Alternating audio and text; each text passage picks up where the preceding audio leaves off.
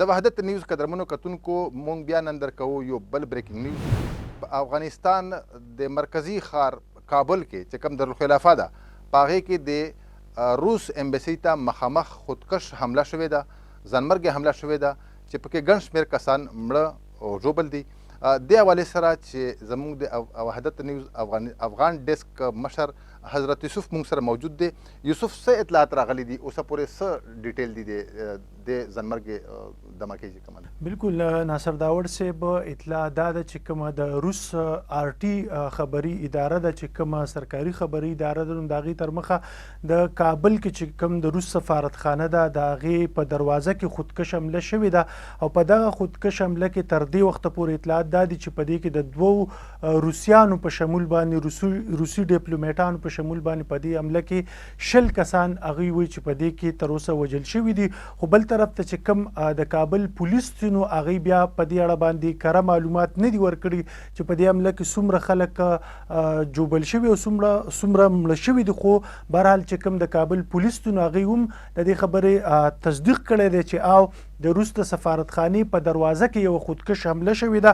په دغه خودکش حمله کې د هغې وینا ده چې کره معلومات ورته تر دې وخته پورې نشته، خو چې کومه نړیواله خبري اداره رایټرز دی نو هغوی وایي چې په دې حمله کې 2 کسان چې دي هغه پکې مړه دي او بیا 11 پکې نور زخمیان دي.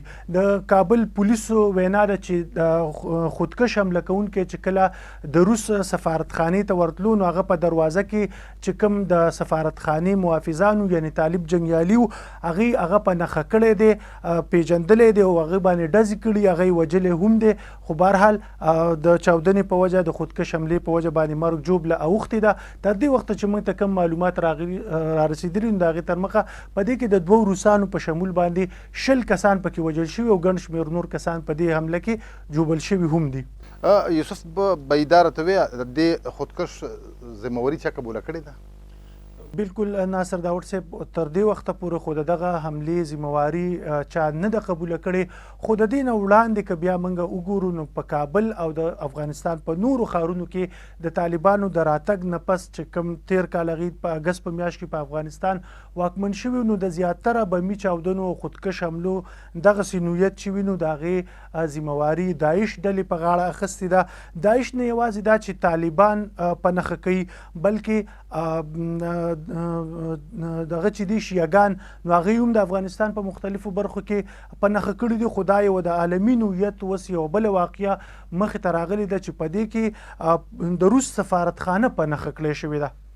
دا راته وایي چې طالبان چې کله راغلل تیر کال نو دوی دا خبره وکړه، اعلان یې وکړلو چې کومې امبیسۍ کوم سفارتکار چې دلته راځي هغه به محفوظ وي، موږ به ورته پروټیکشن ورکوو. کومې NGO چې راځي افغانستان ته راځي دی موږ به ورته پروټیکشن ورکوو. نو اوسه پورې څومره سفارتخانې فعاله دي په افغانستان کې او داسې مخکې د دې نه مخکې داسې څه پیښې خو نه دي شوي؟ داوړ صاحب څنګه چې تاسو ویلي د افغانستان د طالبانو چې کوم موجوده سرپرست حکومت دی نو هغوی ته په نړیواله سطح باندې ډېر زیات چیلنجونه دي او هغه چیلنجونه داسې دي چې تر اوسه پورې د دې حکومت په نړیواله سطح باندې نه دی تسلیم کړی شوی. طالبان کوشش کوي چې د دې حکومت په نړیواله سطح باندې ومنلی شي، تسلیم کړی شي، خو نړیواله ورورولي د دې نه مختلفې غوښتنې کوي چې په هغې کې تر اوسه پورې دوی زیاتره غوښتنې د نړیوالې ورورولۍ نه دي منلي. تر اوسه پورې چې په کابل کې کومې سفارتخانې د کومو ملکونو فعاله دي نو په هغې کې د پاکستان سفارتخانه ده، دغه شانتې کې روس دی، چین دی او یو شمېر نور ملکونه دي. ډېر په محدوده پیمانه بیا دغه سفارتخانې خپل سفارتي میشن مخ په وړاندې باندې بوځي. خو تر اوسه پورې د نړیوالې ورورولۍ د لوري چې کوم دی نو د طالبان حکومت سرپرست حکومت هغه تسلیم شوی نه دی.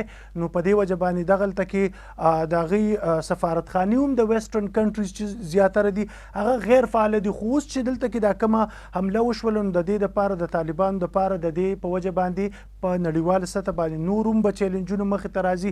د هغې دپاره دغه د تسلیمېدو چیلنج نور هم د دې سره زیات چې دی هغه سنګین شو. نړیواله ورورولي د دې نه پس داسې نه ښکاري چې ډېره په اسانه به د طالبانو حکومت ومنلی شي. ډېره مننه حضرت یوسف بھائی.